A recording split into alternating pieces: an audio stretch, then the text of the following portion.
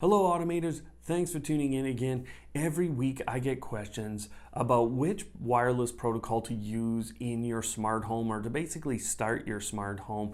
And if you already have some in your smart home, how to continue to move forward and what's the best technology to use. Now, obviously for new smart home people, you're going to struggle with what these are in general. So today what I'm answering is basically Z-Wave versus ZigBee versus Wi-Fi, and I'm going to give you a breakdown of those technologies and what I think is the best use case going forward for your home. Before we go too far forward, I want to tell you about a new thing we've started here on the channel. Now, in case you don't know, I'm now full-time as a content creator. What that means is I have more time and space and ability to create more and deeper content for you. This video is an example of how deep and how detailed we can get, and also how easy we can make for you to go ahead and make purchasing decisions. So what we've done is we've created a Patreon channel. So if you don't know what Patreon is, you can basically pledge to creators on a monthly basis at a number of different levels, and I've set up a number of different levels over on Patreon. And that means you can basically pledge to us, but what I'll tell you is I'm not just looking for your donations. I want to give you something back, and I want to start to share basically my knowledge at a deeper level for those people who want it, and for those people who are just getting into it, this is a really great tool and set of resources for you. So check the link below and let's move on to the comparison here. The first thing to talk about is what these protocols are. So Z-Wave and ZigBee are specially created protocols or standards basically for smart home communication. So they're intended to be wireless communication, and they allow our smart home devices to pass information back and forth. So when you ask for a smart light to turn on, it will be using one of those protocols, and it could be using Wi-Fi, Z-Wave, or ZigBee at this point to go ahead and cause that action to occur. And it uses the same protocol to feed back the status essentially. Okay, I'm on at this percent that you asked for. So that's what these protocols all do. Now there's a bit of a difference inherently to how we've been using Wi-Fi versus ZigBee and Z-Wave. Z-Wave and ZigBee are both what are called mesh networks. Now that means that different devices within that network can actually be hoppers to send communication down. So on a ZigBee or a Z-Wave, that network basically, if you have a device that is a repeater, it can send those messages on and send the messages back. And so these networks tend to be relatively robust when we compare to the original ways we used Wi-Fi. And if you remember the early days of Wi-Fi, if you're old like me, then you'll remember basically one router and out to all of your devices, and the coverage essentially was based on that router's transmission power. So, you know, that's what the old Wi-Fi is. Now we have Wi-Fi mesh network. So you can see the Google Home Wi-Fi mesh setups. You know, those are a great example where you'll have 3 devices in a home and they will be mesh networked out essentially to all of your different Wi-Fi devices, giving you, in the case of Google's, where they sell you the 3-pack, you'd have 3 different routers essentially, all on the same network. Where we start to see additional differences is in what's called the carrier frequency. Now, the carrier frequency is the speed of the wave that travels through the air that will carry the signal, so the ones and the zeros essentially that are being transmitted back and forth. In a Z-Wave network, we're in the 800 to 900 megahertz band, and what you might remember, and again, this is kind of if you're as old as me, lots of the cordless phones early on were in that 900 megahertz band. So those can actually interfere with a Z-Wave, although generally when you hear people talk about smart home and smart home communication, Z-Wave is less interfered with because there are less of those cordless phones around. But if you do have that, that's an important piece for you to keep in mind. ZigBee, on the other hand, is in what's called the 2.4 gigahertz range. And that means when you look at Wi-Fi, Wi-Fi, which has traditionally been in the 2.4 gigahertz range as well, those two can interfere with each other. Now, we'll talk about that in more detail as we get further and further, but what also happens is Wi-Fi now has the ability to be in the 5 gigahertz band. So you have lots of dual band routers out there that give you the opportunity to be at 2.4 or 5 gigahertz if you're having trouble at that 2.4 gigahertz range. As we talk about these three wireless protocols, then we need to talk about a comparison in terms of security. What I'll tell you without getting really deep into the details is all of these protocols have at least 128-bit encryption on them. So you can go above and beyond in some cases, and especially in the world of Wi-Fi, there's lots of different encryption protocols and things that you can use to increase your security. Passwords are obviously the most important piece of that security because honestly, as humans, we're a little bit easier to crack than the average 128-bit encryption key set. So, on the ZigBee side, there's one thing that generally people talk about it being less secure than Z-Wave, and that's a physical button press. So essentially, if you've used the easy setup process on your wireless routers, where you press a button and then you press a button on your router and then the two pair and you never had to put in a password, that's kind of what I'm talking about when I talk about ZigBee not requiring that.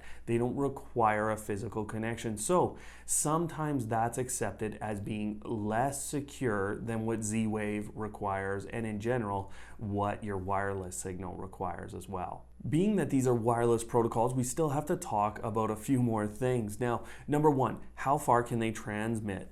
Z-Wave is generally accepted to transmit up to 100 meters. So that's an incredible distance. And I think if you're talking about a rural situation where you want to get a connected device out in, say, a barn or an external garage, and I have lots of those around kind of where I live, lots of people have those, and so getting a sensor, a motion sensor, or a water sensor out that far could be a challenge with ZigBee, which is generally accepted to be 10 to 30 meters. Now, 10 to 30 meters, again, you have to remember these are mesh networks. So if you have a mesh device or a mesh repeating device that towards the end of your home and you want to go 30 meters across to your garage, you should be good to do that. The range tends to shorten when there's more physical walls in the way, or heavier, kind of thicker walls as well. So, that's generally accepted for that transmission distance.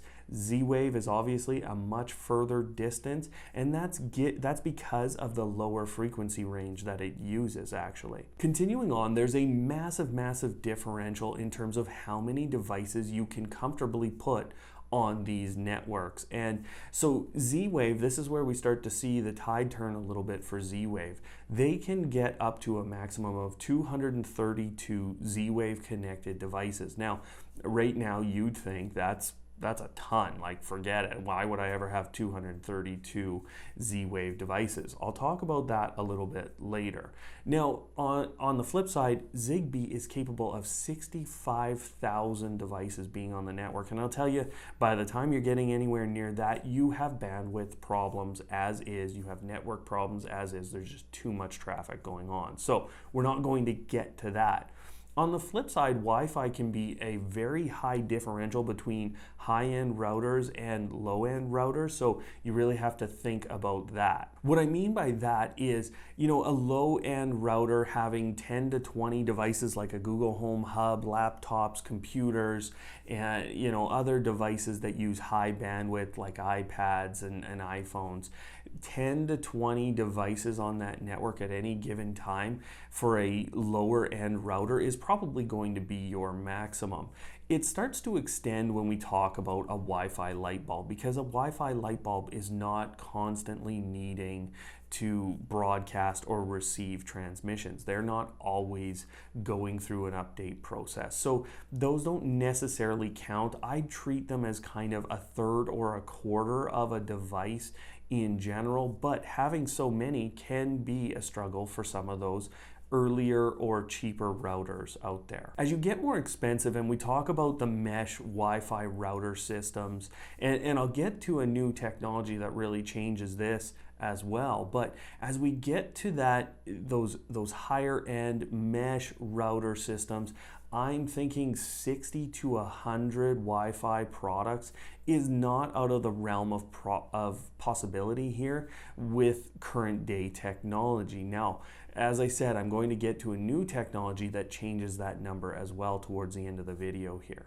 There's a major difference in how these different standards are being basically managed throughout the industry. So wireless or Wi-Fi and ZigBee are both managed more like what I'd say standards are managed, but like in the industry. So wireless is obviously a standard, the 802.11, all the different versions of 802.11, that standard has been managed for many, many years. And again, I can think way back to when we were starting with like A, and originally we had the G protocols and the B protocols, and those were big news back then. But those have evolved over time, and we're now at a protocol called 802.11ax, and that's the new technology that I'm going to talk to you about in a minute. But ZigBee is also managed a lot like a standard, so you can go look at their standard for how to implement a ZigBee device. It's very open, and this allows some companies like Philips has done to create proprietary versions to keep you within their system, and again, we're going to talk about that. But what it does also is it leaves ZigBee protocol in the hands of many. And the difference with Z-Wave is that is a proprietary owned protocol and standard. So on their website, literally, if you have gone through the wrong steps or you've used their standard or their protocol without getting certification, they will say it is tantamount to IP theft, intellectual property theft. So you actually have to work with that company and the Z-Wave Alliance to make sure that your device meets their specifications and you have a certification from them. Now, ZigBee requires certification as well to be called a ZigBee device, but again, having it proprietary owned, that Z-Wave protocol, to me, what that means is that protocol is in the hands of the few, whereas wireless and ZigBee are constantly evolving and are in the hands of the many. And that's a big differential for me as we go forward in terms of picking a protocol. As we talk about these wireless standards, we have to talk about what those different frequencies mean. So at 2.4 gigahertz, what you have is a higher frequency, which means more capability to transmit data. And the lower frequency of Z-Wave, that means it can transfer less data. And how does this impact you? Well, as we go forward, if we think about the connected home and really creating automation that's smart, you know, today I can't necessarily get something like current every second or every half second from my smart home devices. So if I want to use the current going through a light bulb or say my oven or say whatever appliance I have in my home, right now I probably couldn't get that fast and accurate data from Z-Wave. And you know, ZigBee is probably going to be able to do that, and because it's at that higher frequency, it's going to be able to provide you a little more data. But what that is going to do is utilize that ZigBee network more and more as we get more constantly on or consistently on data sources here in the smart home. So the only protocol that's really being built to manage this is wireless. So over time, and this is part of that new technology discussion, the 802.11ax protocol is specifically built to increase the number of streams and the number of essentially on connections that they can use, the number of channels that they have, so the number of different connections that they can create and utilize and not be interfered with on the wireless band. So what this means is wireless is being set up, your Wi-Fi standard is being set up specifically for the connected home. And over time here, what we're going to see is that continue to get better and better. So let me give you an example of the upgrades from 802.11ac to 802.11ax. So one of the upgrades here, and this is specifically intended to help people who are in hotels. If you've ever been in a hotel where they say they have wireless, you get there in the evening, you're sitting down, and you go, nothing's working. Because basically you've run out of connected streams, or you're not able to maintain a connected stream because the router is having to constantly switch who and what it's connected to. Now, the new AX protocol is intended to create longer packets, so that means more information is transferred in a single packet. That's very important because then it's one handshake to exchange more information. On top of that, it is now capable of up to 8 streams of connection per essentially 802.11ax transmitter receiver. So that's up from, I believe it's 4 in AC, and so they've basically doubled that. What they've also been able to do is increase the capability or the bandwidth of each of those 8 streams by a factor of 4. So that's an incredible amount of throughput increase just on essentially one upgrade of the wireless network standard.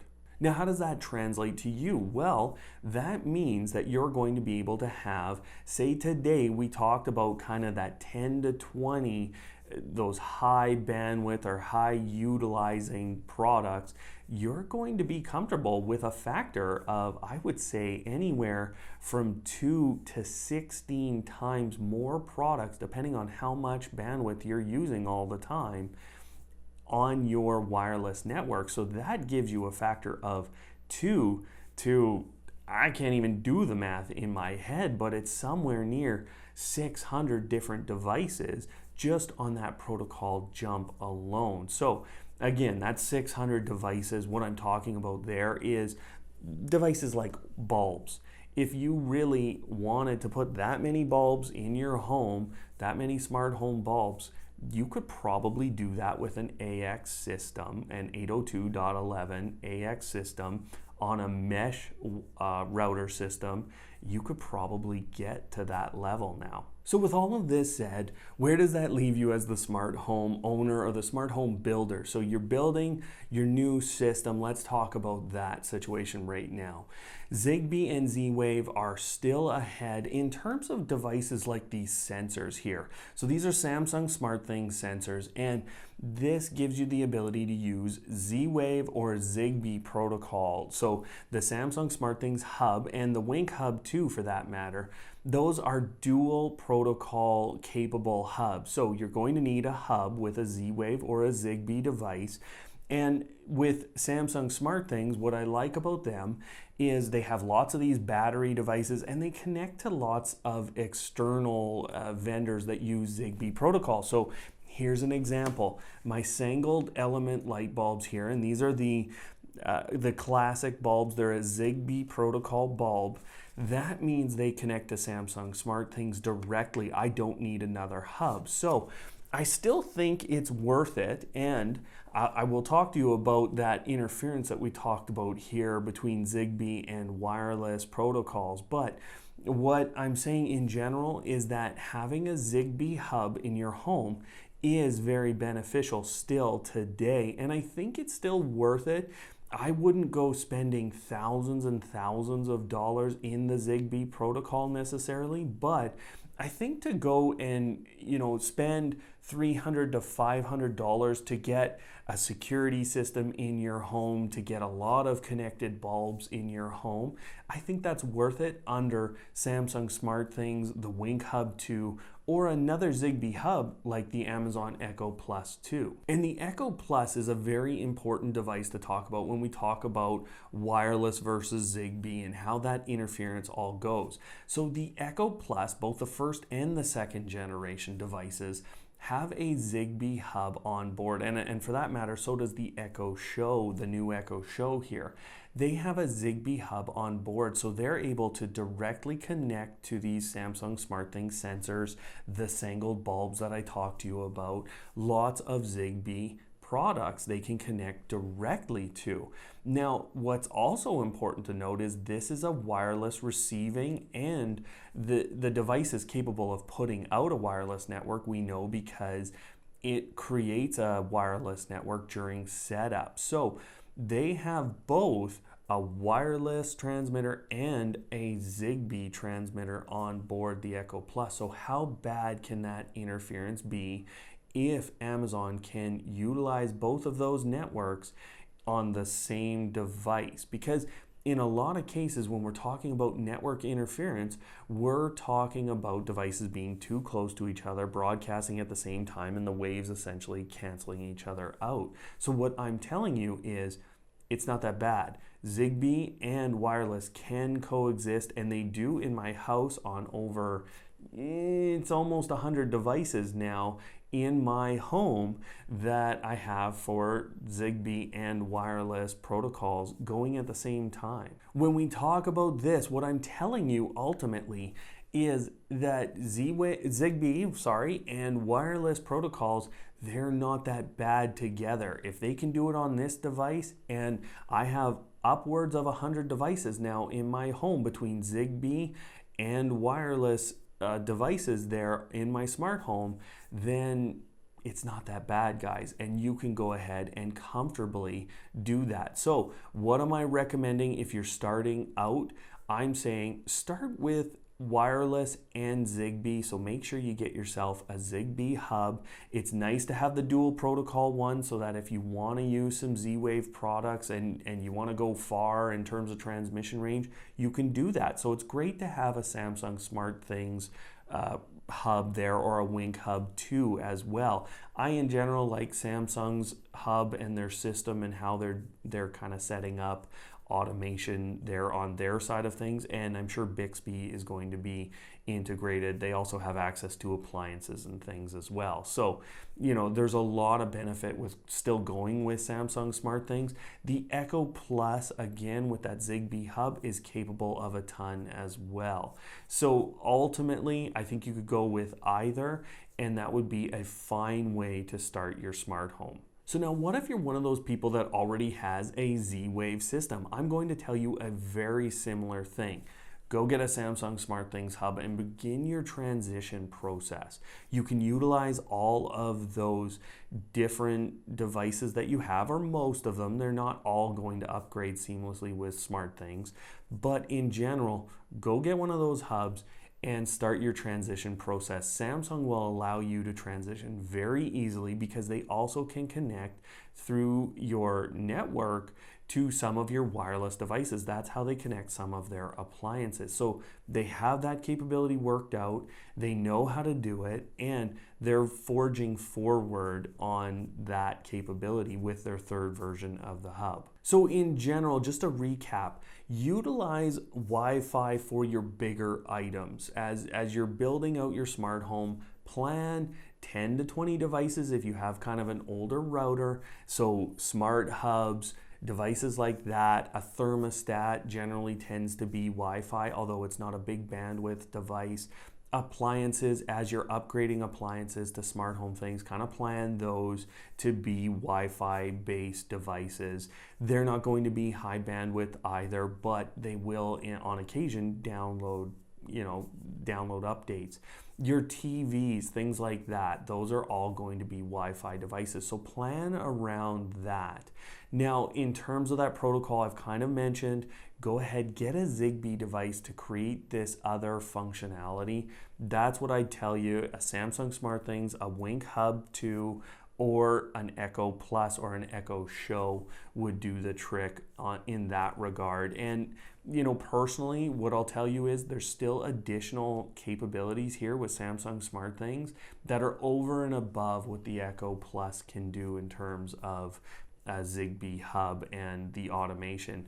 These guys are catching up. Amazon is catching up very, very quickly, and they've done great work with that here in 2018, and I'm sure it will continue in 2019. But ultimately, Samsung's still ahead. This is a little more of a technical setup, but not anything that's too difficult. And of course, you're here watching Automate Your Life. We're going to show you how to do those things. Now, on that note, guys, I talked about a little bit earlier in the video a new opportunity for you to get additional content here from Automate Your Life. I know you've been listening for a while here, but I want to tell you, this is the kind of content that I'm going to be building within my Patreon site. So I want to really get down into details, give you guys a really strong breakdown, and help you make those decisions in your smart home so that you're set up for success. Quite frankly, I'm telling you, I don't think Z-Wave is future-proof enough right now. They can do the work to catch up. I worry about the proprietary nature, and I worry about the bandwidth capability of the Z-Wave protocol. So they can do work to catch up. We've seen ZigBee do work, and we've seen wireless or the Wi-Fi standard do work to make their protocols better over time. So I know Z-Wave can do it, but right now what I'm recommending to you is what I've given you here in the video. So of course, head over to that Patreon. If you love this content, head over there. The link is down below. Join us. Not only will you help me as a full-time content creator here in the smart home and home automation space, but I told you I want to give you something back for that. So thanks again, everyone, for watching, and we'll see you next time.